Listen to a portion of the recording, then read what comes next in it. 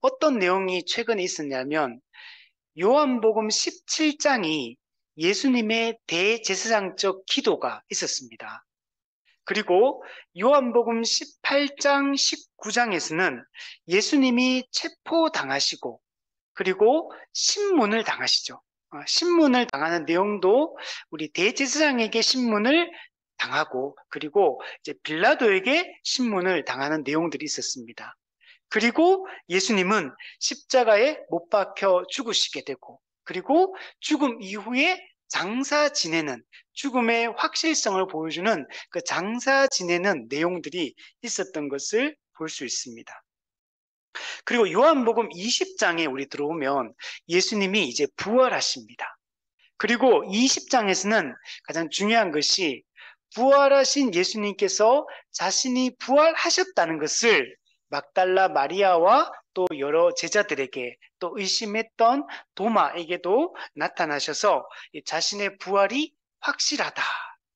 자신이 참으로 부활하셨다라는 것을 보여주는 것을 보았습니다. 그래서 예수님이 죽음으로 끝난 것이 아니라 예수님이 부활하심으로 말미암아 예수님을 통해서 선포되었던 그 하나님 나라가 결국에는 최종적으로 완전하게 이루어질 것에 대해서 제자들은 이렇게 확신하게 되고 또 제자들이 그것을 통해서 위로를 받게 되는 것을 볼 수가 있습니다. 물론 그 제자들의 이해는 정말 처음부터 완벽하게 이루어지지는 않습니다. 가면서 점점 더 이 확신을 갖게 되는 것을 볼 수 있습니다. 자, 그리고 예수님께서 21장에 들어오면 사람 낚는 어부의 사명을 예수님께서 다시 상기시켜 주고 있는 것을 볼 수 있습니다. 우리 예수님이 공생의 초반에 그 고기 잡는 그 사건을 이 부활하신 이후에 그것을 재현하시면서 그때 공생의 초기에 말씀하셨던 내가 너희를 사람 낚는 어부가 되게 하겠다. 너희가 앞으로는 물고기 잡는 사람이 아니라 사람을 취하는 그런 사도가 되게 하겠다라고 말씀하셨던 그 말씀을 상기시키고 그들의 사람 낚는 어부로서의 사명을 기억하게 하는 것을 우리가 살펴보았고 그리고 우리가 그 다음에 15절부터 17절에 예수님이 제자들이 복음을 전하고 또 그들을 부를 뿐만 아니라 이제 부른 자들을 목양하는 그들을 돌보고 그들을 지도하고 그들을 가르치는 이 목양의 사명을 주고 있는 내용들을 우리가 살펴보았습니다.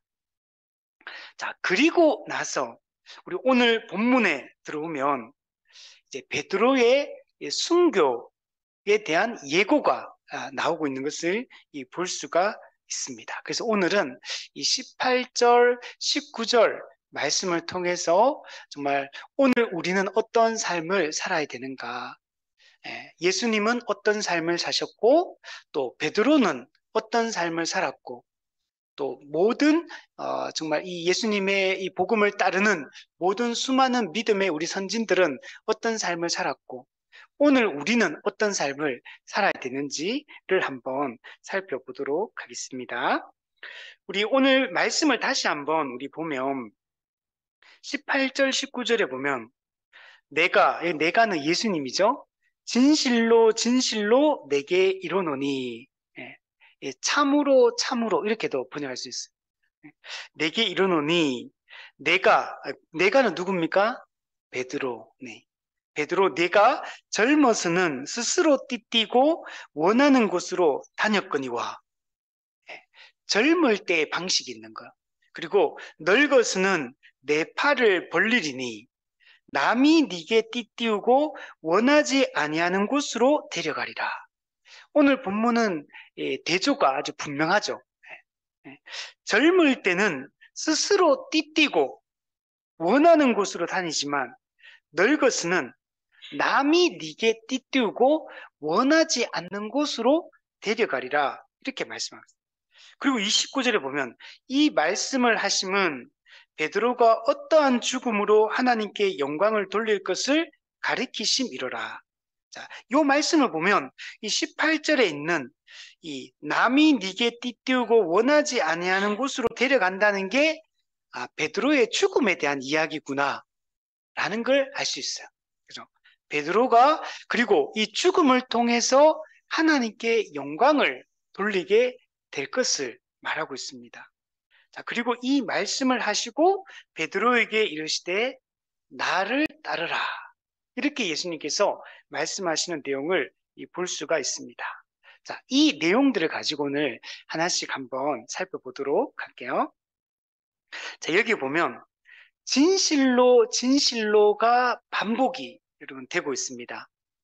요거는 요한복음의 독특한 특징이다라고 이야기를 할 수가 있어요. 요한복음에는 이 진실로 진실로라는 이 단어가 25번이나 여러분 반복되어 나타나고 여러분 있습니다. 예수님이 왜 이렇게 말씀하시는가? 그냥 이렇게 말씀하지 않고 내가 너희에게 이르노니 이렇게 말해도 되잖아요. 근데 예수님은 꼭 앞에다가 진실로 진실로 내가 너희에게 이르노니 이렇게 말씀하시는 것을 볼 수가 있어요. 예수님이 이걸 다른 복음서에는 이렇게까지 얘기를 안 하거든요. 근데 요한복음에만 이것을 요한은 이렇게 반복해서 강조해서 이것을 기록을 하고 있는 것을 볼 수가 있습니다. 이것은 어떤 의미를 가지고 있냐면 예수님의 말씀이 신적인 권위를 가진 말씀이다. 즉 이 말은 예수님의 말씀은 곧 하나님 아버지의 말씀이다. 이것을 강조하고 있는 거예요. 지금 예수님은 자신의 말씀을 하고 있는 게 아니에요. 예수님은 하나님 아버지의 말씀을 받아서 하고 있다는 걸 얘기를 해주고 있는 것입니다. 이게 요한복음에는 많이 반복이 되고 있음을 알 수 있어요. 우리가 앞서 요한복음을 쭉 연구해 오면서 예수님께서 자주 반복해서 이렇게 비슷한 표현들을 반복해서 말씀하셨던 것들을 우리가 볼 수 있는데 이런 말씀하세요. 예수님은 자신이 이 땅에 온 거는 자기가 오고 싶어서 왔다기보다는 하나님이 자신을 보냈다 이런 말씀하세요. 또 예수님이 지금 가르치고 돌보고 있는 영혼들은 하나님이 자신에게 맡기셨다 이런 말씀하세요. 또 예수님은 또 이렇게 말씀하셔요. 내 말은 내가 하는 말이 아니다. 하나님이 나한테 할 말을 주시고 내가 하나님의 그 말씀을 너에게 대언하는 거다, 전하는 것이다. 이런 말씀들을 많이 하고 있는 것을 볼 수가 있는 겁니다. 대표적으로 요한복음 14장 24절에 보면 나를 사랑하지 아니하는 자는 내 말을 지키지 아니하나니 너희가 듣는 말은 내 말이 아니요 나를 보내신 아버지의 말씀입니다. 그러니까 예수님은 내 말을 하는 게 아니다. 아버지의 말씀을 한다. 또 요한복음 17장 6절에도 보면 그들은 아버지의 것이었는데 내게 주셨으며 그들은 아버지의 말씀을 지켰나이다.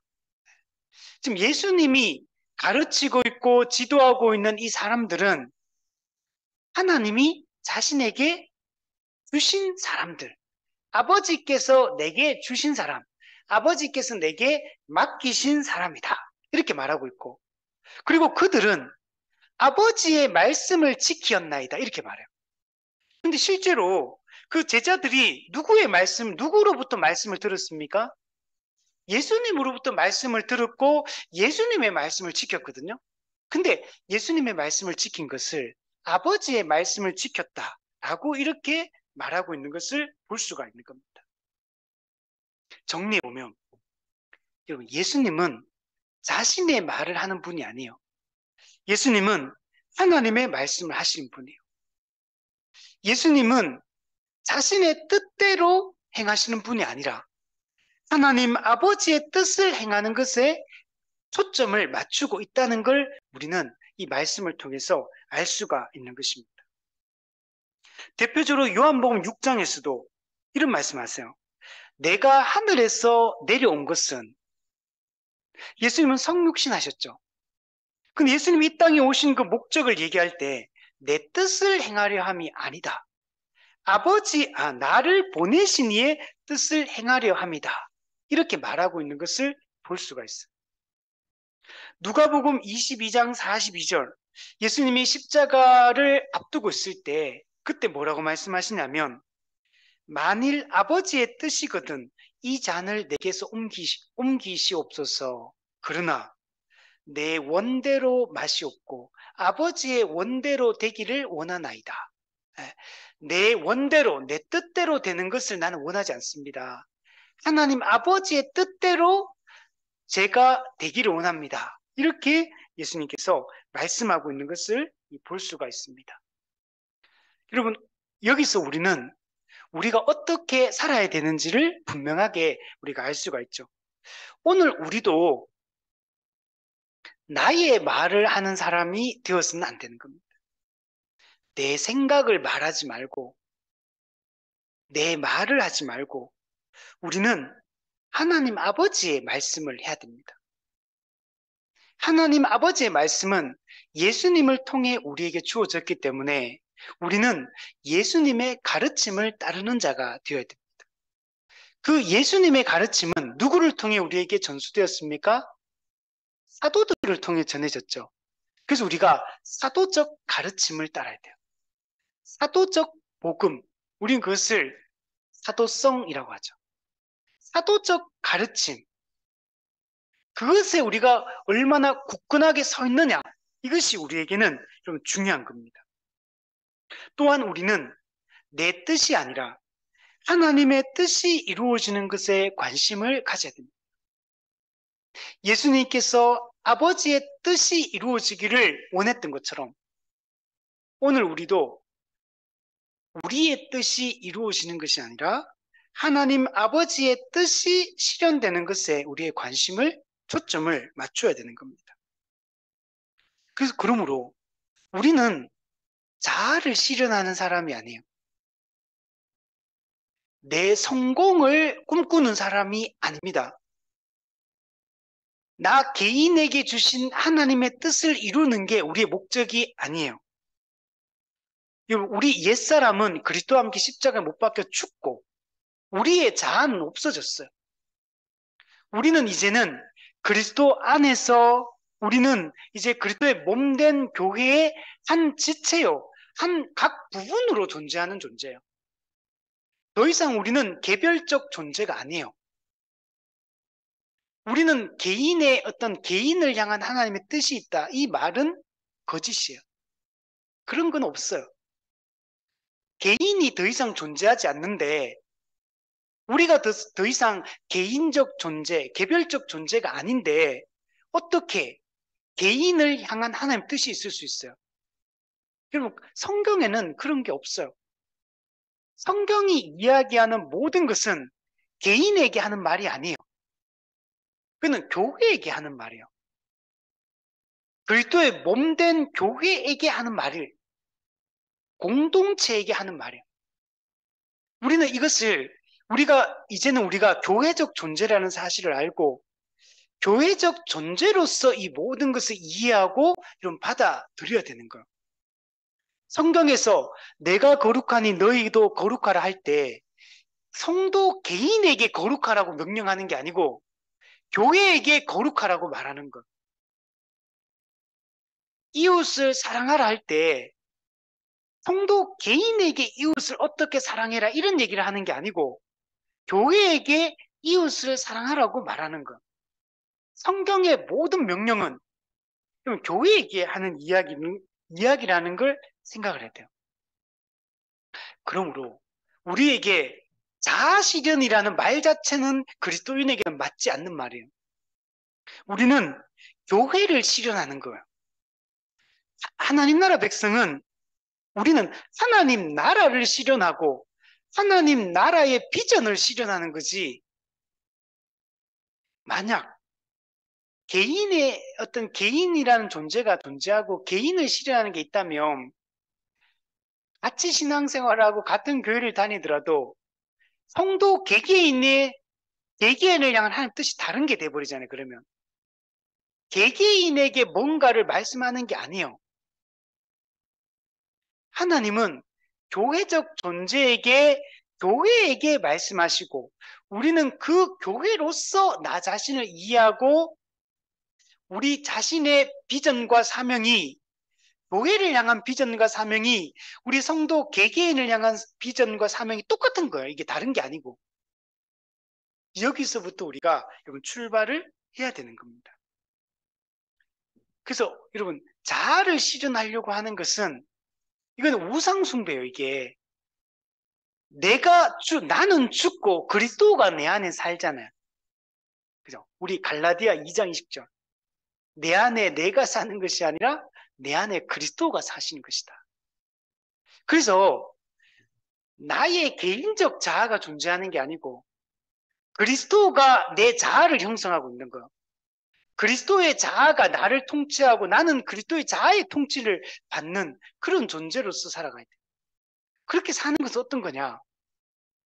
예수님의 가르침에 따라 한 몸 된 그리스도의 몸된 교회, 공동체적 삶, 교회적 삶을 사는 것으로 이거는 실현이 되어지는 거야.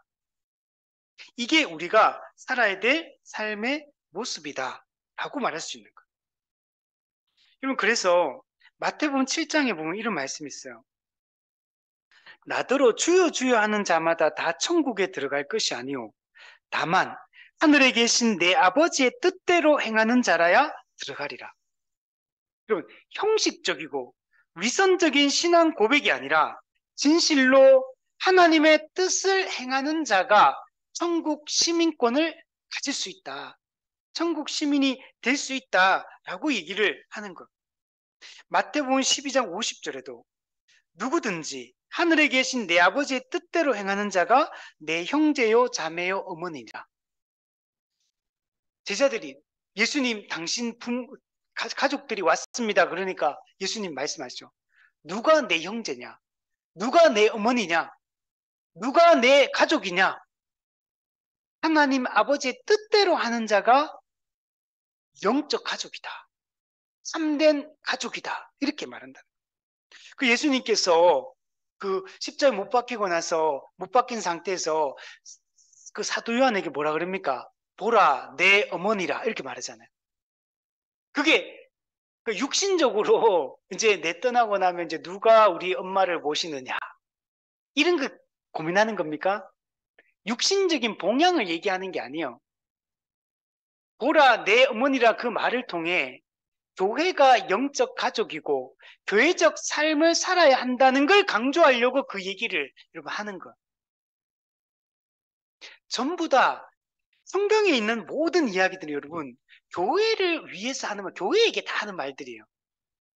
교회적인 삶을 다 얘기하는 거지 개개인에게 어떤 이야기를 하는 게 아니에요.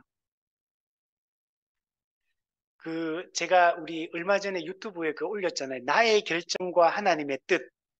그게 보면 아주 중요한 얘기들을 해요. 우리가 하나님의 뜻이 뭐냐라고 할 때 우리 기독교에서도 전통적으로 세 가지 하나님의 뜻이 있다라고 얘기를 했어요. 우주적인 하나님의 뜻이 있고 그리고 도덕적인 하나님의 뜻이 있고 개인적인 하나님의 뜻이 있다. 이게 전통적으로 기독교가 하나님의 뜻을 해석하고 가르쳐 왔던 방식이에요. 그런데 여기에는 한 가지 오류가 있어요. 여러분, 하나님의 뜻은 성경은 우주적인 하나님의 뜻과 도덕적인 하나님의 뜻에 대해서만 말해요. 개인적인 하나님의 뜻에 대한 이야기는 성경에는 없어. 이게 사실 이게 우리 기독교에서 전통적 해석을 이렇게 해왔지만 사실 이게 많은 오류를 가진 이거는 가르침이에요. 그래서 여기에 대해서 많은 사람들이 지적을 하고 이거는 이렇게 가르치면 안 된다. 그래서 이게 책도 나오고 했었어요.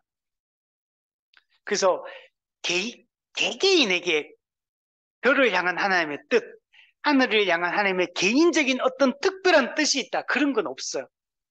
우리가 하나님의 뜻을 분별할 때는 그럼 우리 개개인은 어떻게 살아야 됩니까? 라고 했을 때 우주적인 하나님의 뜻에 맞느냐 맞지 않느냐 이걸 따지면 되고 두 번째, 도덕적인 하나님의 뜻에 이게 맞냐 안 맞냐 이 두 가지만 따지면 돼요. 여기에 비추어서 오르면 그냥 고 하시면 돼요. 예를 들면 우리 개인의 문제에 있어서도 진로를 선택할 때 만약에 내가 전공을 살려서 이, 이 취업을 할 거냐 아니면 내가 자영업을 할 거냐 내 선택이죠. 근데 이거 선택할 때 어느 게 하나님의 뜻일까? 나는 12년 동안 이 전공을 위해서 달려왔고 이걸 준비했는데 이 길로 갈 것인가? 아니면 나는 지금 내가 요즘에 관심이 많고 내가 진짜 하고 싶은 우리 자영업을 할 것인가? 아니면 뭐 이렇게 사회적 기업을 만들 것인가? 이 기로에 있어요. 그럼 하나님이 여기에 대해서 내 개인적인 하나님의 뜻이 있을까요? 없을까? 내 뜻은 네가 사회적 기업하는 거다. 이런 게 딱 있을까요? 이런 거 없다는 거예요. 그러면 하나님이 전공을 선택할까요? 그러면 전공 아닌 걸 선택할까요? 하나님의 개인적인 뜻이 있을까요? 없을까요? 없습니다. 전공을 내가 하는 게 좋다고 판단되어지면 전공 선택해서 직장을 선택하면 되고, 근데 나는 그렇게 안 하고 나는 다른 게 더 끌리고 더 하고 싶고 그게 더 또 유익하다고 판단되어지면 그 길로 가면 돼요. 나는 너를 사회적 기업을 불렀는데 왜 너는 전공을 선택하느냐? 하나님 그렇게 말하겠느냐는 거. 그런 거 없어요. 결혼을 할 때도 마찬가지입니다. 이 사람과 결혼할까요? 이 사람과 결혼할까요? 판단할 때 우리는 하나님이 짝지어준 배필이 있다. 그걸 운명론적, 숙명론적으로 생각하는 거. 이걸 신학적 숙명론이라고 하거든요. 신학적 운명론. 이걸 완전히 그 점쟁이들이 하는 말이나 그은서 하는 말이나 똑같아, 그게. 전혀 다른 게 없어요. 그런 건 없어요. 우주적인 하나님의 뜻에 이 사람과 결혼하는 게 맞는지, 도덕적인 하나님의 뜻에 의하면 이 사람과 결혼하는 게 맞는지, 이 사람과 결혼하는 게 맞는지 판단하면 돼요. 우주적인 하나님의 뜻과 도덕적인 하나님의 뜻에 합치만 되면 이 사람과 결혼해도 상관없고 저 사람과 결혼해도 상관없어. 아무하고 상관해도 상관없어요. 자기가 하고 싶은 사람하고 하면 돼요. 무슨 말인지 알겠죠? 여러분, 우리는 그래서 어때 중요한 거는 하나님의 뜻에 따라 우리가 행하는 게 중요하고 예수님이 하나님의 뜻대로 모든 걸 행했던 것처럼 오늘 우리도 하나님의 뜻이 무엇인가를 분명히 알고 그 뜻에 맞게끔 순종하며 살아가는 것이 우리의 관심사가 돼야 되고 하나님의 뜻이 돼야 돼요. 자, 그리고 예수님이 이게 진실로 이렇게 강조하시면서 베드로에게 이제 마지막으로 하는 말이거든요. 예수님이 이제 곧 승천하시잖아요. 이 베드로에게 하는 말은 지금 베드로를 한 인물로 대표적으로 특정해서 베드로에게 지금 말하고 있지만 이거는 베드로에게만 하는 말이 아니에요. 12제자 전체에게 하는 말이고 또한 모든 성도에게 전 교회에게 예수님이 지금 하시는 말씀입니다. 진실로 예수님이 이렇게 강조하시면서 내가 하나님의 말씀을 너에게 마지막으로 전한다 라고 하시면서 하시는 말씀이 뭡니까? 베드로가 젊어서는 스스로 띠띠고 원하는 곳으로 다녔지만 늙어서는 네 팔을 벌리리라. 그리고 남이 네게 띠띠우고 원하지 아니하는 곳으로 너를 데려가리라. 자, 이 말씀을 우리 개정개혁만 보면 조금 말이 어렵게 느껴질 수 있어요. 우리 쉬운 성경을 보면 좀 더 쉬워요. 내가 젊었을 때는 내 혼자 힘으로 옷도 입고 네 혼자 힘으로 네가 원하는 곳으로 막 다녔다는 거야. 자유롭게 마음껏 막 다니죠. 그러나 나이가 들게 되면 네가 팔을 벌리겠고 다른 사람이 네게 옷을 입힐 것이며 그러니까 팔을 벌린다는 말은 옷 입을 때 우리 보통은 우리 스스로 옷을 막 해 입잖아요. 근데 이 팔을 벌린 것은 내가 팔을 이렇게 쫙 벌리면 다른 사람이 옷을 입혀주는 걸 얘기하는 거예요, 지금. 그러니까 다른 사람이 네게 옷을 입힐 것이며 다른 사람이 네가 원하지 않는 곳으로 너를 데려갈 것이다. 그죠? 젊을 때는 내가 어디 가고 싶은가? 내가 가고 싶은 대로 내 자유대로 그냥 막 다녀요. 아무런 방해를 받지 않고. 근데 늙으면 나는 이쪽으로 가고 싶은데 다른 사람이 내가 원하지 않는 방향으로 다른 방향으로 이렇게 데리고 갈 것을 지금 말하고 있어요. 이 말씀은 베드로가 장차 여러분 순교하게 될 것을 얘기해 주고 있어요. 베드로가 죽임을 당하게 될 것이다 라는 걸 예고해 여러분 주고 있는 것입니다. 예수님은 마지막으로 이제 베드로를 떠나시면서 이 말씀하는 거예요. 자유롭게 마음껏 활동하는 그런 시기도 있지만 늙어서는 마음껏 활동할 수 없을 것이다 라고 말씀을 하고 있는 거예요. 제가 어제 유튜브로 보다가 어떤 주제가 눈에 확 들어오더라고요. 여자들이 보통 비혼주의자들이 많잖아요. 남자들보다.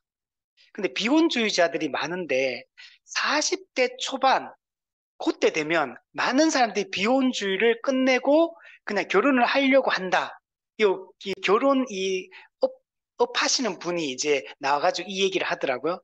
그러면서 이게 여자에 대해서만 얘기하던데 주로 여자들이 왜 20대 초반부터 한 30대까지는 비혼주의자가 이렇게 많다가 40대 초반이 되면 비혼주의를 처리하고 결혼을 하려고 이 결혼 상담소를 찾는 그 상담을 하는 경우가 되게 많대요, 통계적으로. 왜 그러냐라고 했을 때 젊을 때는 이런 거 스스로 자유롭게 할 수 있는 그런 게 많은 거예요. 그런데 이제 나이 40이 되어 보니까 모든 게 달라지더라는 거예요. 40이 딱 넘어가면서 이게 사람은 우선은 되게 외롭고 그리고 스스로 할 수 없는 게 많아지고 제약이 따르고 모든 게 제한이 많이 생기더라는 거예요. 여러 가지 면에서. 그래서 이제 결혼을 하려고 한다. 이제 이런 게 주된 내용이었어요. 우리 그렇잖아요. 우리 젊을 때는 내가 건강할 때는 모든 게 마음껏 뭐든지 할 수 있고 재정적 능력도 되고 다 되는데 나이 들면 그런 게 이제는 줄어들고 이제 부족해지잖아요. 그러면 그때는 내가 혼자 살 수 없다는 걸 그죠?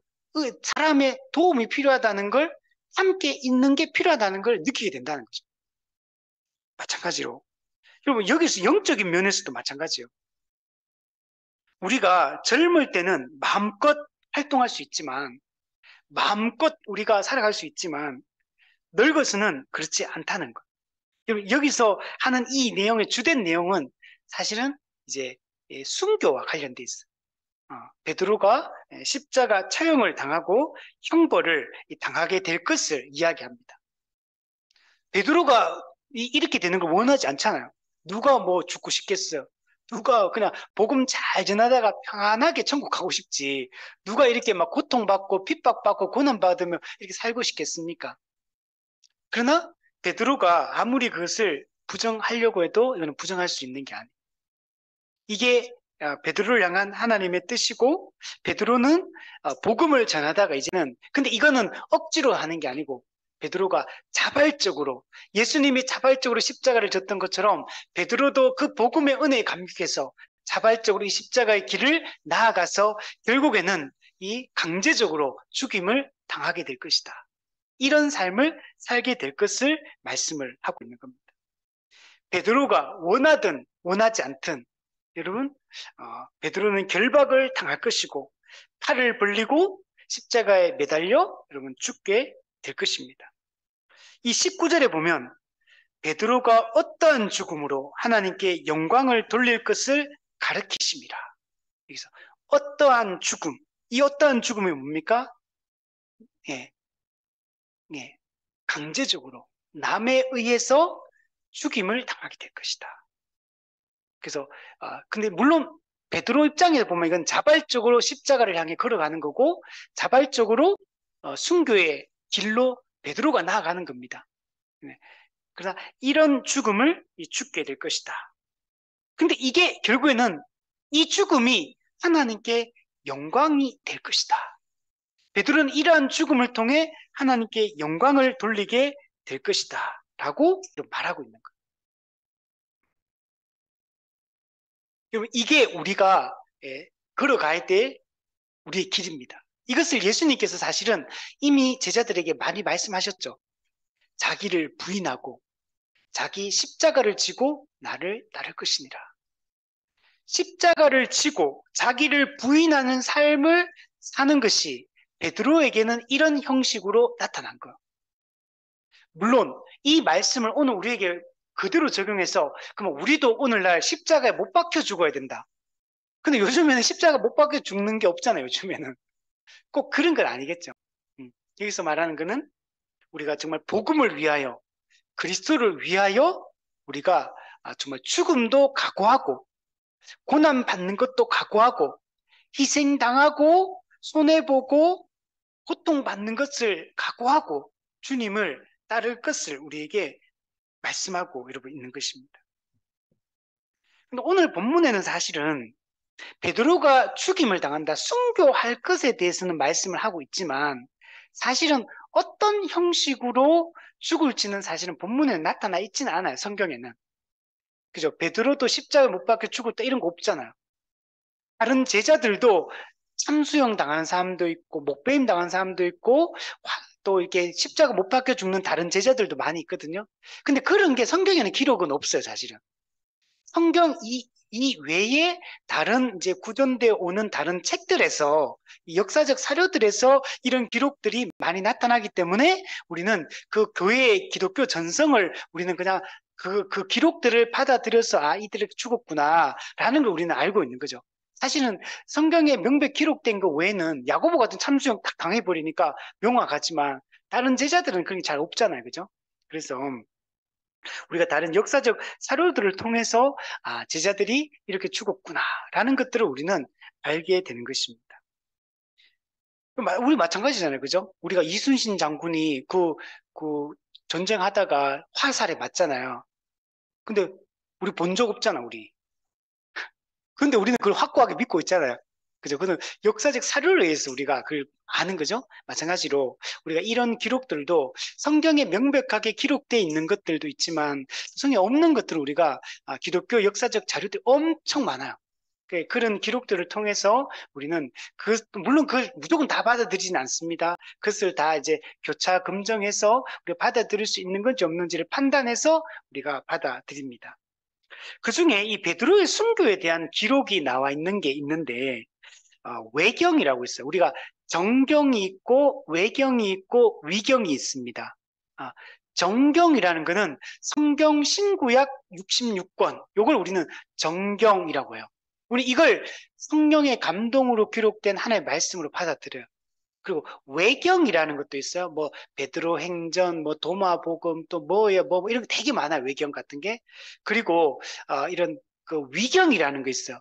위경이라는 것은 어떤 거냐면 외경이나 위경은 사실 똑같은 겁니다. 이게 성령의 감동으로 기록된 게 아니라 인간이 쓴 거야. 그냥 사람이 그냥 인간 저작물로 쓴 건데 위경은 좀 다른 건 뭐냐면 성경의 인물들의 이름을 빌려서 써요.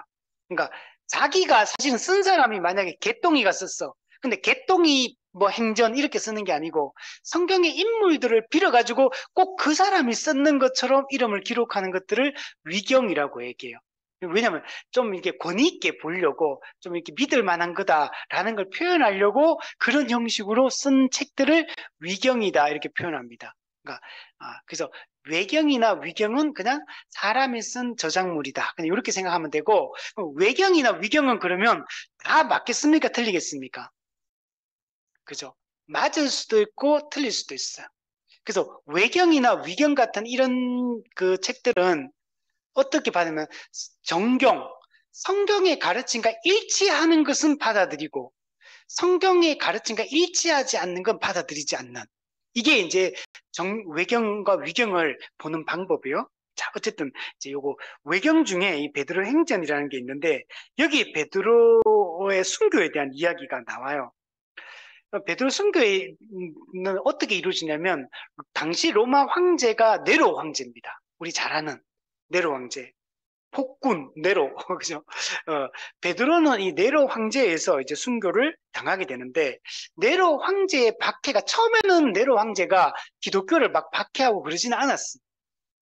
그냥 기독교라는 존재도 몰랐고 그냥 유대인들 중에 한 분파 이 정도로만 생각했는데 나중에 어떤 그 계기를 통해서 네로 황제가 기독교를 이게 박해를 하기 시작합니다. 이게 특정해서 이 표적을 딱 집어가지고 기독교를 박해를 하기 시작합니다.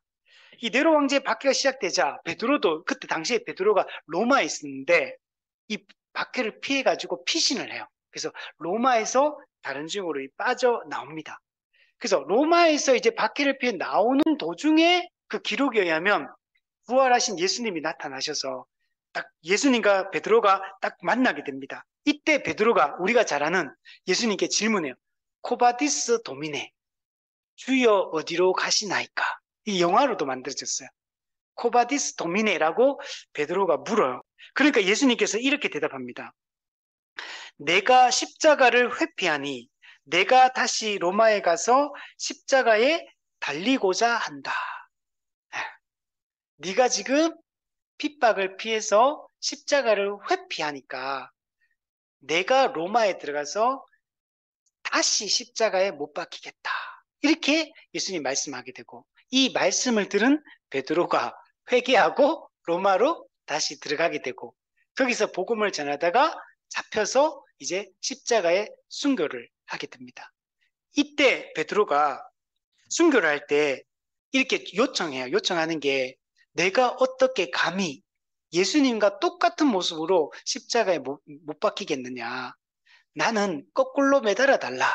그래서 거꾸로 십자가에 못 박혀서 베드로는 순교했다라고 이렇게 이야기를 하고 있습니다.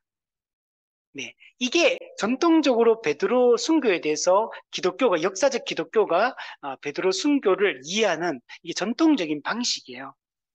근데 이거는 지금 이 외경, 이 베드로 행전에만 이게 사실은 이제 이 내용은 이렇게 기록되어 있지만 이런 얘기 똑같이 기록되어 있지는 않지만 초대 교부들, 그러니까 사도들이 있고 사도의 제자를 속사도라고 합니다. 그리고 속사도의 제자들이 또 쭉 태어나거든요. 이런 사람을 보통 교부라고 합니다. 교부. 그래서 당시에 수많은 교부들이 베드로는 십자가에 못 박혀 죽었다. 이게 그 당시에 이 교부들이 이게 전부 다 이걸 기정사실로 받아들이고 기록을 하고 있어요. 그러니까 이 사람, 이 교부들 같은 경우는 지금 베드로하고 시간 간격이 그렇게 멀지 않습니다. 뭐 100년, 길어야 200년 그 안에 사람들이기 때문에 이 사건이 베드로의 죽음이 일어나고 얼마 시간이 안 지났어요. 그러니까 이 얘기들이 이미 다 알려졌던 거예요. 베드로가 어떻게 죽었는지가 그 초대교회 성도들한테. 그러니까 그들이 당연히 이걸 자기 저작물에다가 기록을 할 때 베드로는 십자가에 못 박혀 죽었다라는 것들을 기록을 했고 그래서 초대교회 때부터 이 정설로 이것이 받아들여져 왔습니다. 그 대표적인 사람이 오리겐, 터툴리안, 이레니우스, 키프리안, 또 저스틴 마터, 순교자 저스틴, 유세비우스, 이 수많은 교부들이 이 십자가에 베드로가 못 박혀 죽었다라고 이야기를 하고 있습니다. 사실 이 베드로의 십자가 이 순교는 요한복음 13장 36절 말씀, 예수님이 말씀하셨던 그 예언의 성취라고 이야기할 수 있어요. 그때 요한복음 13장 36절, 이건 한번 찾아볼까요? 요 구절은 중요한 구절이요. 요한복음 13장 36절.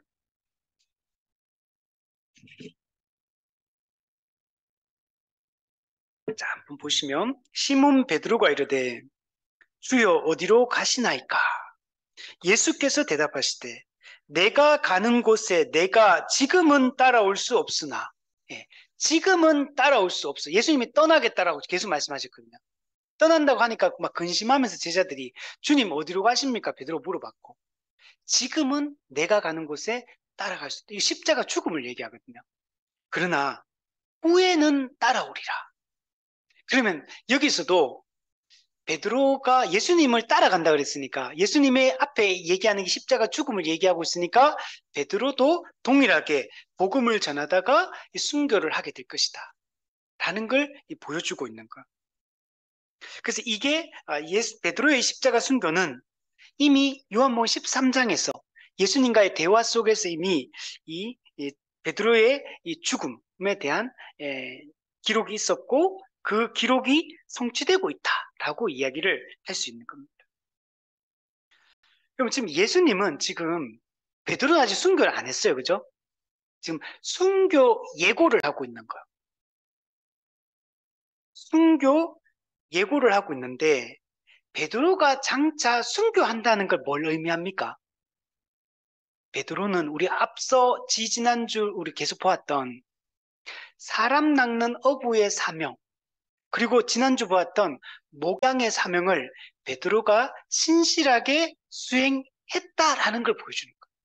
장차 수행할 것이다라는 걸 지금 보여주고 있는 겁니다. 예수님이 그 이전에 네가 나를 사랑하느냐? 라고 물었잖아요. 베드로가 그때 내가 주님을 사랑합니다 라고 3번 대답을 했어요. 우리는 이 베드로의 순교 예고 기사를 통해서 내가 주님을 사랑합니다 라는 이 베드로의 고백이 빈말이 아니었다는 걸 알 수 있는 거예요. 물론 그 과정에서는 베드로가 점점 다듬어져가는 과정은 있어요. 그러나 분명히 베드로가 예수님을 사랑합니다라고 고백했던 이 고백대로 베드로는 신실하게 자신이 가야 될 그 십자가의 길을 걸어갔다. 이 신앙 고백이 진실된 것이었다라는 것들을 보여주고 있는 것입니다. 또한 베드로가 결국 장차 이렇게 순교하게 되는 것은 요한복음 15장 13절 14절에서 예수님이 하셨던 말씀대로 베드로가 시행했다라는 걸 보여주기도 합니다. 이거 한번 찾아볼까요? 요한복음 15장 13절 14절. 사람이 친구를 위하여 자기 목숨을 버리면 이보다 더 큰 사랑이 없나니 너희는 내가 명하는 대로 행하면 곧 나의 친구라. 그래서 예수님은 우리를 위해서 자기 목숨을 버리셨죠. 예수님이 십자가에서 자기 목숨을 버리신 것은 우리를 정말 사랑한다는 증거잖아요. 자신을 십자가에 내어주는 사랑보다 더 큰 사랑은 없잖아요. 예수님이 우리에게 이런 사랑을 베풀어 주셨고, 너희도 내가 명하는 대로 이렇게 행하면 너희가 곧 나의 친구다. 이렇게 예수님께서 말씀하신 거예요. 근데 베드로는 실제로 예수님의 이 말씀처럼 복음을 전하고 영혼을 구원하기 위해서 실제로 자기 목숨을 내어주고 있는 것. 이보다 더 큰 사랑이 없다는 이 말씀대로 베드로는 진짜 행했던 것. 신실하게 이것을 실천하고 있는 것을 보여주고 이러고 있는 것입니다. 이거는 우리에게 바통이 넘어왔습니다. 이제 우리도 베드로처럼 복음을 전하고 다른 사람의 영혼을 구원하기 위해서 고난과 십자가의 길을 걸어가는 것이 이제 오늘 우리가 해야 될 일인 것입니다. 베드로는 친구를 위해 자신을 희생하신 예수님의 본을 그대로 따랐다라는 것이 이 베드로의 순교 기사를 통해서 우리는 확인할 수 있는 것입니다. 요한일서 4장 11절 말씀. 사랑하는 자들아, 하나님이 우리를 이같이 사랑하셨은즉 우리도 서로 사랑하는 것이 마땅하도다. 예수님이 이같이 우리를 사랑하신 것은 예수님의 자신을 우리를 위해 십자가에 내어주신 사랑이잖아요. 그러면 우리가 서로 사랑하는 것이 마땅하도다. 그러므로 그럼 우리가 서로 사랑하는 방식은 어떤 방식이어야 됩니까? 우리도 형제를 위해, 다른 사람을 위해 자신을 희생하며 그들을 섬기고 그들을 사랑하는 것이 우리가 사랑해야 될 방식이라는 것. 희생 없이 사랑할 수는 없는 겁니다. 그럼 분명히 어느 공동체든 그게 가정이든 회사든 직장이든 뭐 어떤 공동체든 간에 누군가의 희생이 있고 누군가의 수고와 섬김이 있기 때문에 그렇게 되는 거지. 그런 희생과 수고와 섬김이 없이 그렇게 되는 거는 없어요. 그죠? 내 걸 챙기기 시작하고, 그죠? 내 중심으로 내가 움직이기 시작하면 어떤 공동체도 설 수가 없잖아요. 누군가는 분명히 희생하는 사람이 있는 거예요. 누군가는 자신을 내어주며 섬기는 사람이 있기 때문에 그 공동체가 여러분 서는 것입니다.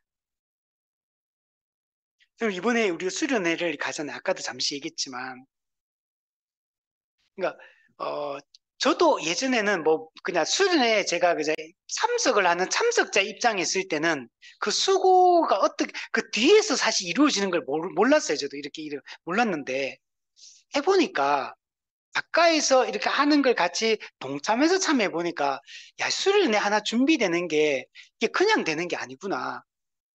사실 가보면 수련회 이렇게 가보면 우리가 보기에도 빵꾸가 많이 나요.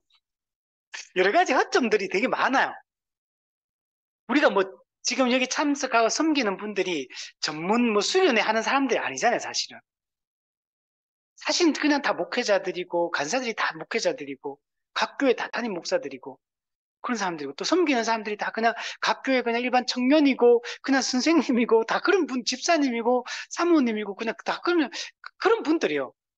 오시는 분들도 사실은 자기도 그냥 편안히 앉아가 말씀 듣고 싶지 누가 뒤에서 막 섬기면서 그러면 말씀도 잘 못 듣고 이렇게 되는데 누가 그렇게 하고 싶겠어요? 그 섬기는 분들 다, 여러분 사진 찍는 분들 다 자원봉사거든요, 그냥.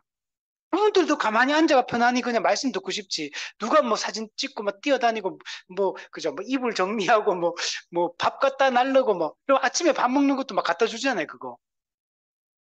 그것도 다 누군가는 엄청 뒤에서 헌신하고 희생하는 거거든요. 그뿐만 아닙니까? 재정적인 것도 뭐 누가 하나 뭐 돈 받는 사람이 누가 있어? 강사까지도 돈을 안 받잖아요. 수고비 받는 사람 아무도 없거든요. 근데 우리가 뭐 대여하는 거 외에는 돈 나가는 게 없거든요. 근데 오히려 돈을 더 내야 돼. 여러분, 그 강사들은 여러분 회비 안 내는 줄 아시죠? 강사도 회비 다 내고 옵니다. 다 회비 안 내고 온 사람이 아무도 없어요. 저도 내고 가요. 똑같이. 그러니까 누군가는 그런데 희생하고 하니까 이게 되는 거예요. 특히 제가 볼 때는 행정팀이 제일 고생해요. 행정팀은 진짜, 와, 정말 저는 엄두도 안 나. 저는 행정팀은 절대 안 한다 그랬어. 시간, 에너지, 모든 걸 진짜 완전히 이렇게 올인해요. 와, 이건 진짜 엄청난 헌신이다. 희생이다. 그런 생각이 들어요. 그러니까 그렇게 누군가가 하니까 여러분 헤어지는 거죠. 가정도 안 그렇습니까? 가정도 그렇고 모든 것은 그런 게 있기 때문에 되는 거죠. 오늘 우리가 한 영혼이 구원받고 한 사람이 믿음이 굳건하게 세워지는 게 그죠? 성도들의 눈물과 희생과 땀과 섬김이 없이 한 영혼이 제대로 세워지는 것은 없는 거죠. 예수님이 우리를 위해서 하늘 영광을 버리고 땅에 오셔서 가장 낮고 천한 저주의 죽음을 죽었던 것처럼 제자들이 이제는 다른 영혼을 구원하기 위해서 자기 십자가를 지고 자기를 부인하고 베드로도 여러분 고린도 전서 후서에 보면 베드로가 여러분 나도 이런 권리가 없겠느냐 나한테는 이런 권리가 없겠느냐 나한테는 이런 권리가 없겠느냐 이거 반복해서 몇 번 얘기해요. 나도 다 누리고 싶고 나도 다 이런 권리를 가지고 있다. 그러나 복음을 전파하는데 혹시라도 이게 방해가 될까 봐 내 모든 권리를 나는 포기한다. 권리 포기. 이 기독교인에게 우리가 해야 될 게 이거예요. 권리 포기. 자기 부인, 비용 계산, 대가 지불. 예수님이 그렇게 하셨고 이제 우리가 이걸 해야 돼요. 그 예전에 예수 전도단의 그 훈련 그 프로그램 중에 그 하나가 이거더라고요. 권리 포기 강의가 있어요. 책으로도 나왔어요. 그래서 저도 직접 한번 들은 적이 있는데 여러분 이런 권리 포기 없이 십자가 희생 없이 교회도 세워지지 않고 한 영혼이 주님 안에서 온전하게 세워질 수가 없는 겁니다. 예수님이 자발적으로 이 일을 했던 것처럼 이제 베드로도 자발적으로 이 십자가의 길을 앞으로 걸어가게 좀 되는 것입니다. 복음을 증거하고 목양의 사명을 감당하다가 결국 십자가에 못 박혀서 베드로도 순교의 씨앗이 여러분 된 것입니다. 베드로는 그리스도를 위하여 죽었습니다. 복음을 위하여 죽었습니다. 베드로의 이 죽음이 다른 어떤 사람의 눈에는 실패처럼 보이고 어떤 사람의 눈에는 비참한 죽음처럼 보이겠죠. 당시 십자가에 그것도 거꾸로서 못 박혀서 죽는데 그 누가 그걸 뭐 그게 성공적인 인생이다 이렇게 말하겠어요? 누가 참 부러운 인생이다. 나도 베드로처럼 저렇게 살고 싶다. 누가 이렇게 생각하겠습니까? 사람들의 눈에는 다 실패한 인생이요. 비참한 인생이요. 그저 끝이 안 좋은 죽음이라고 말하지 않겠습니까? 그런데 예수님은 베드로의 십자가 죽음을 하나님께 영광을 돌리는 것이다. 베드로가 어떠한 죽음으로 하나님께 영광을 돌릴 것을 가리키십니다. 복음을 위한 이 희생적 죽음을 통해 영광을 돌리는 것. 그럼 이 베드로의 이 죽음은 예수님이 먼저 보여주셨죠. 예수님이 요한복음 12장 23절에서 뭐라고 말씀하시냐면 인자가 영광을 얻을 때가 왔도다. 인자가 영광을 얻는다. 그럼 우리는 예수님 부활하실 때 죽음의 권세를 이고 막 부활하실 때 또는 예수님이 왕으로서 이 땅에 재림하실 때 그때 영광을 얻는다 그러면 우리가 이해가 되잖아요. 근데 예수님이 요한복음 12장에서 이 말씀을 하실 때는 이제 곧 잡혀서 신문받고 십자가 못 박혀 죽을 때를 상징하고 있거든요. 십자가 죽는 이 사건을 예수님은 내가 영광을 얻는 때다라고 지금 예수님은 말씀을 하고 있는 거예요. 베드로가 십자가 못 박혀 죽는 이때가 바로 하나님께 영광을 돌리는 그 때라고 얘기를 하고 있는 겁니다. 이 역사적 기록들을 보면요. 초대교회 성도들은 그리스도를 위해서 이 순교당하는 것을 최고의 영광이다라고 초대교회 성도들은 그렇게 생각을 했습니다. 지금 사도 요한이 이 요한복음을 기록할 때는 베드로는 이미 죽었어요. 지금 요한복음의 기록 시기는 그 후대거든요. 이후에요. 베드로는 이미 그 전에 십자가에 못 박혀서 이미 거꾸로 매달려 죽었고 이 요한복음을 기록해서 자기 독자들에게 이 편지를 이게 전해줄 때 복음을 선포할 때 이 사람들이 이미 베드로가 어떻게 죽었는지 다 알고 있는 사람들이 이미 베드로의 죽음은 그 이전에 있었기 때문에 베드로는 네로 황제 때 못 박혀 죽었고 지금 이 사람들이 살고 있는 이 시대는 그 이후 시대거든요. 지금 도미티안 황제가 박해하는 시기예요. 그러니까 좀 시간이 몇십 년 지난 거 지금. 그러니까 이 사람들에게 요한이 이 이야기를 할 때 이 요한복음의 이 독자들은 지금 도미티안 황제 지금 자기들도 박해 가운데 있는 거. 이때 너르 황제의 박해 가운데서도 끝까지 믿음을 지키며 이 십자가의 이 죽음을 당했던 이 베드로의 이 이야기가 어떻게 자기들한테 들리겠어요? 우리도 이 도미티안 황제의 이 박해 속에서 우리도 믿음을 굳건하게 하자. 우리도 베드로처럼 순교의 상황이 닥친다면 만약에 우리도 베드로처럼 이 십자가의 길을 걷자. 우리도 죽음을 회피하지 말고 이 믿음을 끝까지 지키고 이 길을 걸어가자라고 동일하게 각오하고 아마 다짐을 했을 겁니다. 끝까지 그 믿음을 지키자고 서로 격려를 했을 것입니다. 우리 찬송가 383장에 보면 이런 찬송이 있어요. 1절에 보면 환난과 핍박 중에도 성도는 신앙 지켰네. 베드로는 환난과 핍박 중에도 결국 신앙을 지켰습니다. 이 신앙 생각할 때 기쁨이 충만하도다. 성도의 신앙 따라서 죽도록 충성하겠네. 오늘 우리도 이 본을 따라야 됩니다. 2절에도 옥중에 매인 성도나 양심은 자유 얻었네. 우리의 몸은 옥중에 매여 있어요.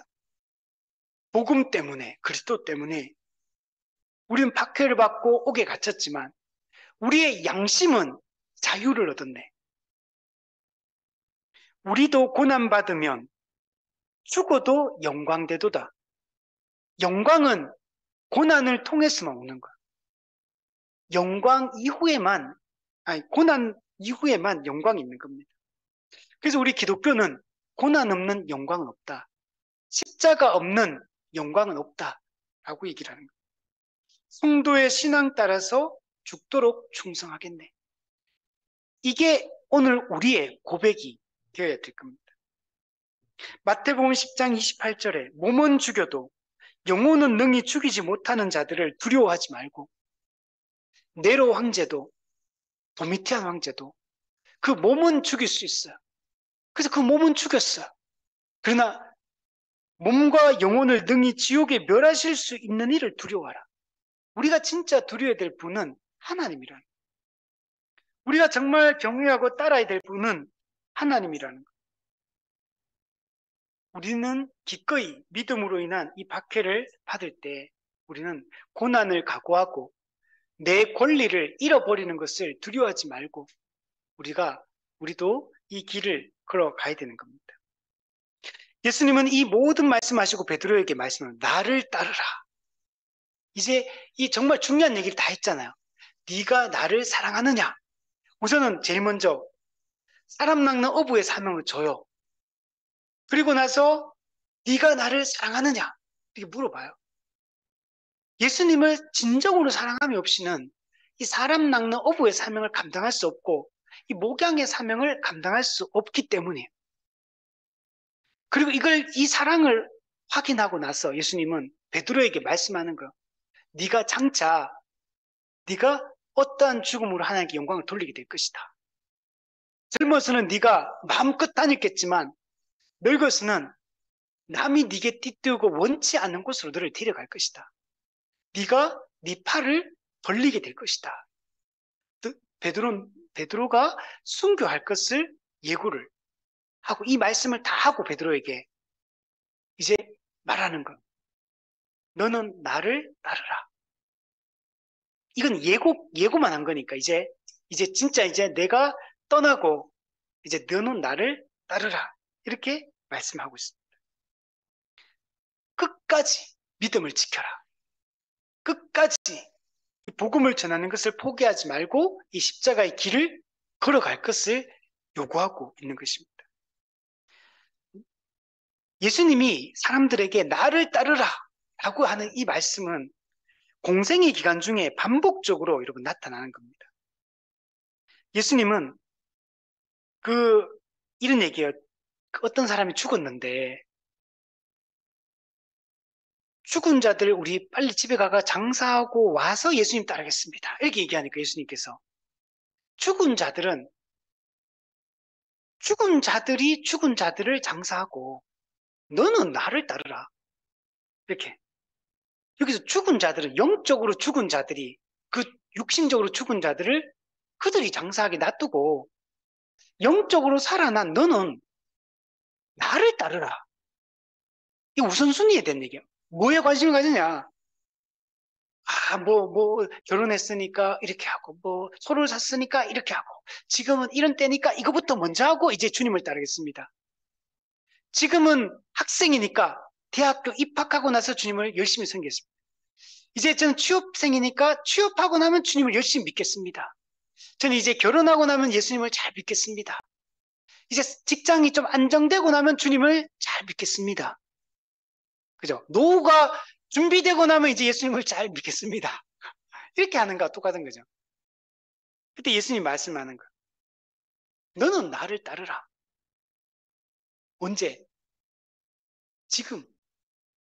여러분, 예수님을 따름에 있어서 어떤 것도 여러분 핑계가 될 수 없어요. 어떤 것도 여러분 핑계가 되어서는 안 됩니다. 또 예수님 이렇게 마태한테도 이렇게 말해요. 마태를 처음에 부를 때 나를 따르라 이렇게 말해요. 부자 청년이 어떻게 하면 영생 얻을 수 있습니까? 이렇게 물어보니까 네가 운전하고자 할진대 가서 소유를 팔아 가난한 자들에게 주라. 그리하면 하늘에서 보화가 있으리라. 그러니까 보화, 진짜 네 보화를 네가 진짜 중요하다고 생각하는 네 보물을 버려라라는 거. 보물을. 네 보물을 네가 마음을 쏟고 있는 네가 그 열정을 쏟고 있는 네 보물을 버려라. 그래야 진짜 보화를 발견할 것이고 그러고 나서 넌 나를 따르라. 계속 말해요. 그래서 버려야지만 따를 수 있어요. 우선순위를 분명하게 해야 돼요. 예수님이 빌립, 그 사도 빌립을 만났을 때도 나를 따르라 말합니다. 요한을 이렇게 또 우리 다음 주에 보고 요한을 말할 때도 내가 올 때까지 그를 머물게 하고자 할지라도 네게 무슨 상관이냐? 너는 나를 따르라. 또 예수님이 요한복음 12장에 이렇게 말해요. 사람이 나를 섬기려면 나를 따르라. 나 있는 곳에 나를 섬기는 자도 거기 있으리니. 예수님이 계속 반복적으로 얘기하는 게 나를 따르라. 이게 핵심이에요. 성경에서 우리가 제자라고 얘기하잖아요. 제자라는 말은 따르는 자를 제자라고 표현하고 있어요. 사도 바울은 이 제자를 온전한 자 이렇게 표현한다면 이 복음서에서는 나를 따르라 이렇게 말해요. 따르는 자가 제자다. 여러분 오늘 우리에게도 지금 나를 따르라 예수님이 말씀하고 있습니다. 예수님을 따르는 건 어떤 겁니까?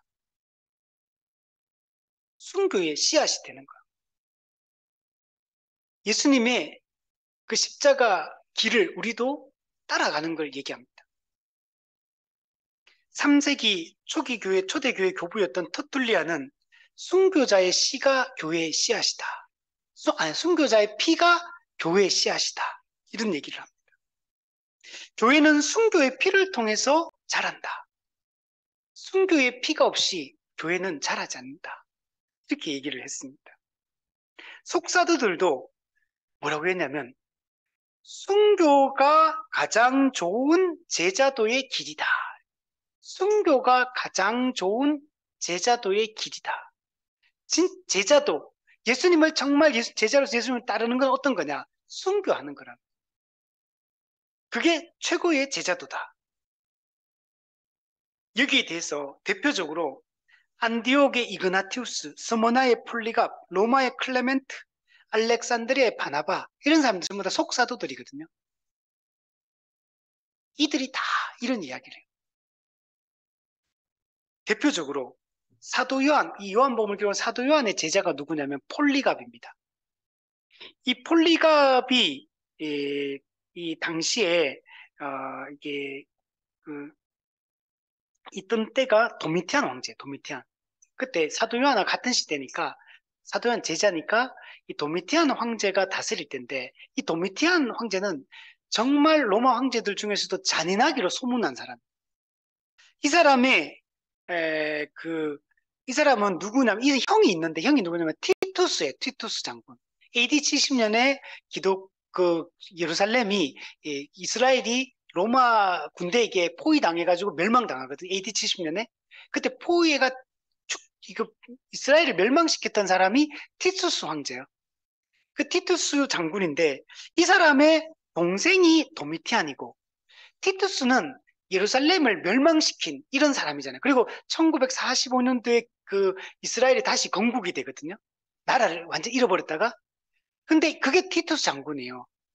근데 이 티투스 장군은 되게 전략가고 되게 머리가 뛰어나고 그리고 아주 지혜롭고 명석한 이런 사람이었어요.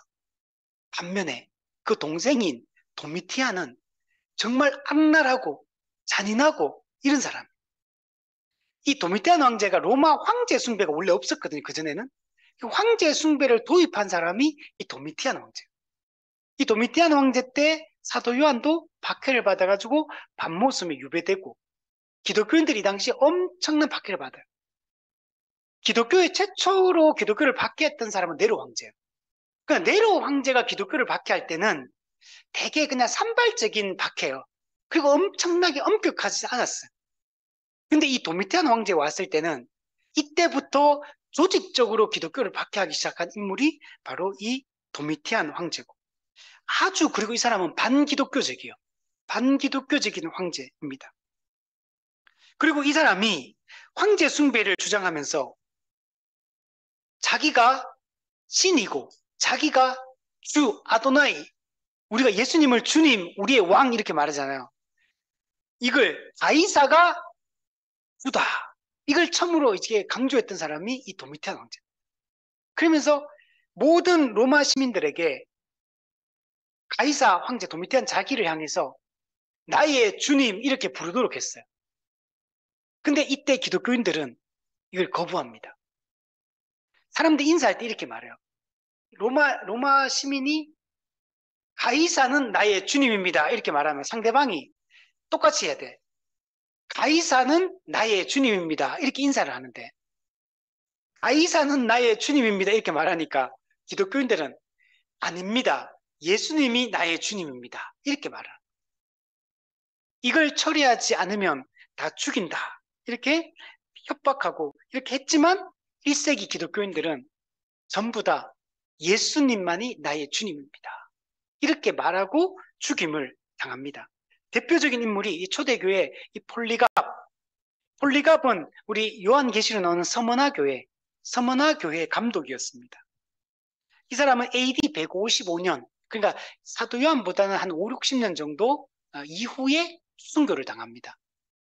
요한하고 많이 차이가 안 나요. 그 폴리갑이 순교를 당했던 이유, 체포당하고 순교당했던 이유가 뭐냐면 사람들한테 그 교회 이제 서문화 교회 목사니까 목회자니까 당연히 뭐라고 성도 가르치겠어요? 예수가 나의 주다. 이걸 계속 가르치고 끝까지 믿음 지켜라. 이걸 강조했거든. 이것 때문에 잡혀가요. 가이사가 주다. 이걸 강조하고. 그리고 끝까지 믿음으로 성도들을 격려했다고 지키라고 격려했다고 잡아가서 순교를 당합니다. 이때 이 폴리가바의 나이가 86세입니다. 이때 그 황제가 이렇게 얘기해요. 우리는 당신의 연세와 당신의 고결한 인격을 존중한다. 나는 당신을 죽이고 싶지 않다. 가이사가 나의 주님이요. 예수가 나의 주님이라는 것을 철회해라. 이 한마디만 하면 내가 당신을 풀어주겠다. 이렇게 얘기를 하니까 폴리갑이 유명한 얘기를 합니다. 내 나이 86세, 86년의 세월을 살아오는 동안 내 사랑하는 주님은 나에게 한 번도 해롭게 한 일이 없다. 그런데 내가 어찌 이 나이에 나를 구원하신 나의 왕을 거부하고 불명예스럽게 만들 수 있겠느냐. 그리고 나를 죽여달라. 이렇게 해가 순교를 당하게 됩니다. 그래서 총독이 화가 나가지고 이 서머나 총독이 화가 나가지고 파형을 시킵니다. 불태워서 죽입니다. 이때 폴리갑이 총독을 향해서 이렇게 말해요. 당신은 나를 지금 불살라 죽인다. 이건 한 3시간이면 난 다 불타고 없어진다. 근데 당신은 영원히 지옥에 가서 영원히 불탈 것이다. 이렇게 얘기를 합니다. 그리고 폴리갑은 이제 화형을 당합니다. 그때 폴리갑이 이제 자기가 불타면서 불이 붙고 이제 장작더미에서 불타 죽어요. 그때 하늘을 향해서 소리칩니다. 우리 서대반도 하늘을 향해서 마지막 순간에 이렇게 소리치고 이렇게 하듯이 예수님께서도 죽음의 순간에 이렇게 다 이루었다 이렇게 하면서 소리치잖아요. 마찬가지로 폴리갑도 이렇게 오 사랑하는 나의 주님이시여 내게 주님의 고난에 동참할 수 있는 은혜를 주시니 주님을 찬양합니다. 나를 순교자의 반열에 서게 해주시고 그리스도의 잔에 참여할 수 있게 해주시니 참으로 감사합니다. 그리고 불타서 죽어요. 한 명만 더 소개할게요. 저스틴 마터, 순교자 저스틴. 이 사람은 원래 그리스인이에요. 헬라인입니다. 이 사람은 원래 헬라 철학을 섭렵을 합니다. 그래서 플라톤, 아리스토텔레스 이런 철학을 완전히 정통해요. 공부를 엄청나게 합니다. 그러니까 이 저스틴 같은 경우는 그러니까 이 사람 같은 경우는 진리에 대한 어떤 열망 이런 걸 가지고 있어요. 그 진리를 찾으려고 자기가 헬라인이니까 헬라 철학에 몰두를 한 거예요. 그래서 아리스토텔레스, 소크라테스, 뭐 이렇게 스토아 학파, 뭐 에피쿠로스 학파 뭐 이런 거 있잖아요. 이런 헬라 철학을 탐구하고 그리고 공부를 엄청나게 이 사람이에요. 아주 머리가 엄청 비상한 사람이 이 사람이. 공부를 엄청나게 했는데 아무리 그 공부를 해도 진리에 대한 확신이 안 서는 거 이 사람이. 마음에 만족감이 없는 겁니다. 그러다가 이 사람이 기독교 신앙 복음을 접하게 돼요. 이 복음을 접하게 되고 이 사람이 복음을 접하는 순간 이게 진리라는 사실을 확신하게 돼요. 그리고 나서 이 당시는 기독교인들이 박해받는 시기잖아요. 이 복음을 전하고 예수 그리스도를 전하면 박해받는 시기고, 사람들은 이걸 이단이 탄생했다고 막 사람들을 막 이렇게 막 믿으면 안 된다고 이렇게 하는 시기거든요.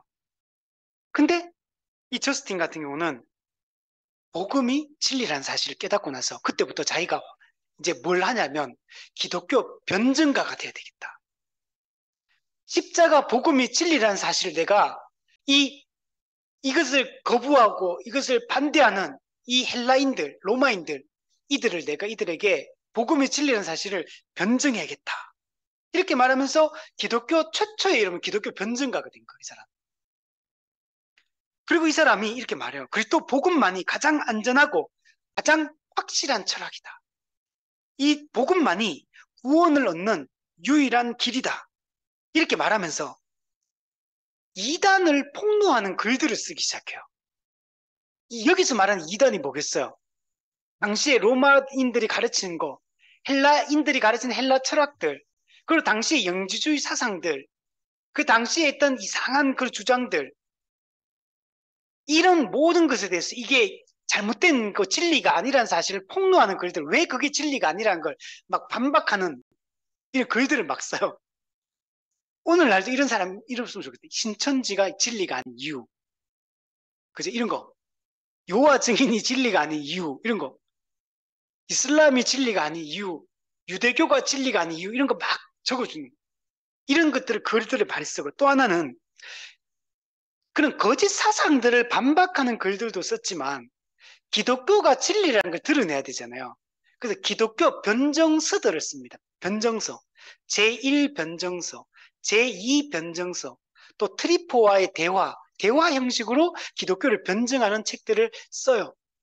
재밌는 거는 로마 황제가 이 저스틴의 글을 읽고 한때 약간 헷가닥해가지고 그리스도인을 지지하는 이런 액션을 취하게 돼요. 한동안.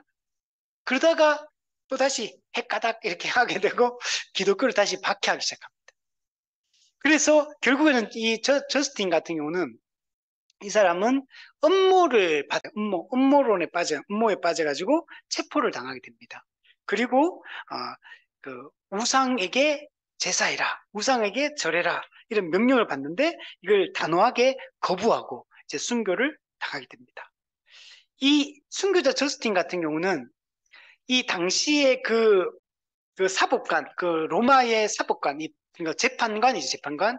이 사람하고 대화하는, 신문하는 이 내용이 기록이 남아있어. 이렇게 보면, 읽어드리면, 신문관이 이렇게 말해요.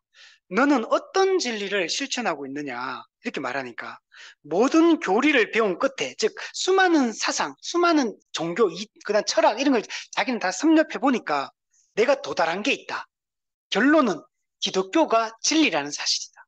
이걸 자기는 깨달았다. 이렇게 말해요. 그러니까 그 신념에는 어떻게 도달했느냐라고 물으니까 내가 그리스의 모든 철학을 다 섭렵해 보고 나니까 그게 진리가 아니라는 걸 나는 깨달았다. 그러다가 나는 이 기독교의 이 복음을 접했는데 여기서 그리스도가 진리라는 사실, 복음이 진리라는 사실을 나는 깨달았다. 그리고 나는 이 진리를 찾던 이 구도자의 삶에서 나는 계속 방황하면서 진리를 찾았는데 나는 이 진리에 대한 이 방황에서 나는 이제 자유할 수 있게 되었다.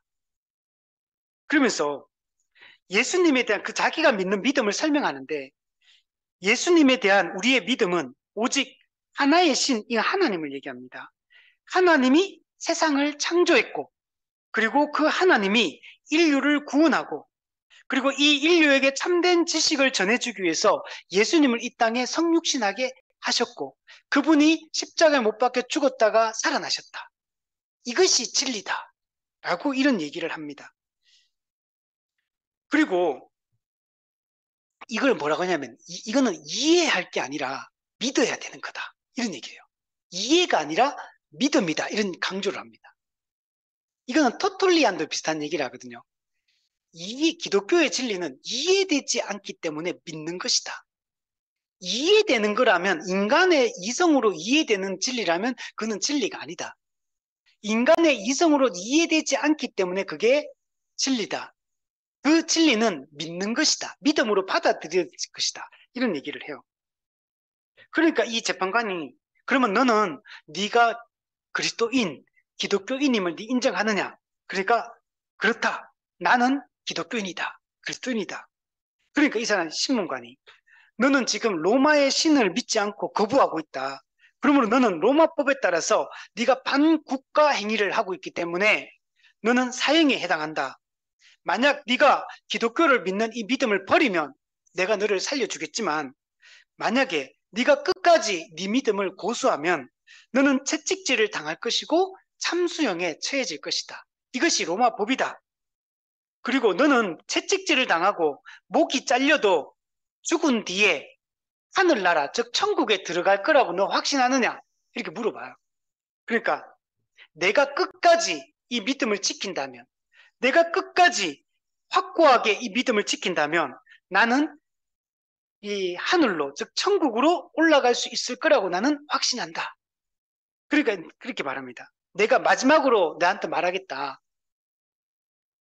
네가 네 기독교를 버리라고 내가 너한테 권한다. 네가 만약 버리면 내 너 살려줄 거고 아니면 조금 전에 했던 말처럼 넌 참수형을 당하고 죽임을 당할 거다. 너 알고 있느냐 이거? 확실하게 인지했느냐? 그래, 나 인지했다. 이렇게 알고 있다. 그래서 근데 내가 알고 있는 게 또 한 가지 있다. 예수님을 끝까지 믿음을 버리지 않고 이 믿음을 지키면 예수님이 나를 반드시 구원에 이르게 할 거라는 거 나는 확실히 알고 있다. 그리고 판결이 내려집니다. 판결의 내용이 이거예요. 우리 로마인의 신들에게 제물 바치기를 거부한 자를 로마 법에 따라 채찍질을 한 뒤 참수형에 처한다. 이렇게 선고가 내려지게 됩니다. 그리고 이때가 AD 165년 앞서 얘기했던 폴리갑이 순교하고 나서 약 한 10년 뒤에 이 저스틴도 목이 베이는 참수형을 당해서 순교를 하게 됩니다.